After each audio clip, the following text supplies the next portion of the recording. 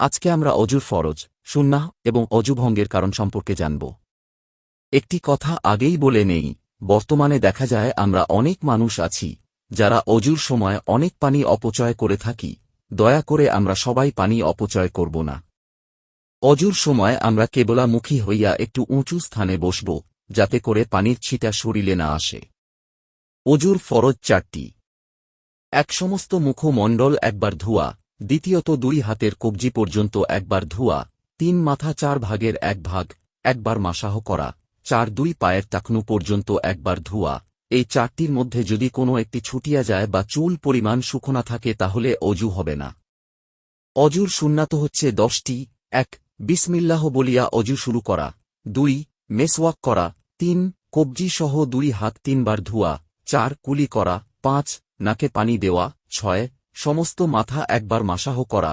7, প্রত্যেক অঙ্গকে 3 বার করিয়া ধোয়া। 8, কান মাসাহ করা। 9, হাতের আঙ্গুল খিলাল করা। 10, পায়ের আঙ্গুল খিলাল করা।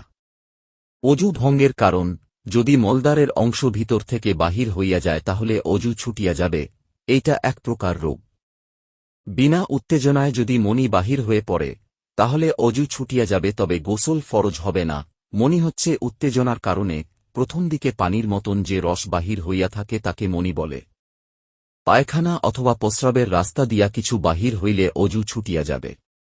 শরীরের কোনো অংশ হইতে রক্ত বা পুঁচ বাহির হইয়া গড়াইয়া পড়লে অজু ছুটিয়া যাবে। শিংড়া লাগাইয়া রক্ত বাহির করিলে অজু ছুটিয়া যাবে। যদি থুতুর সাথে রক্ত বাহির হয় আর রক্তের পরিমাণ যদি বেশি থাকে তাহলে অজু ছুটিয়া যাবে। মুখ বড়িয়া বমি করিলে অজু ছুটিয়া যাবে।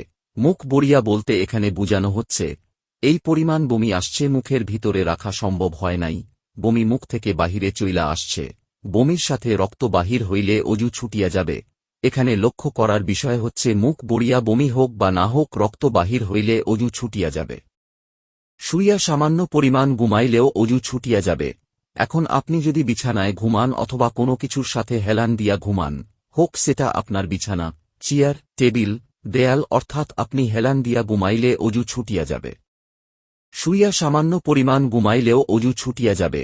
এখন আপনি যদি বিছানায় ঘুমান অথবা কোনো কিছুর সাথে হেলান দিয়া ঘুমান, হোক সেটা আপনার বিছানা, চেয়ার, টেবিল, দেয়াল, অর্থাৎ আপনি হেলান দিয়া ঘুমাইলে অজু ছুটিয়া যাবে। নামাজের সময় যদি উচ্চ আওয়াজে হাসে তাহলে অজু ছুটিয়া যাবে।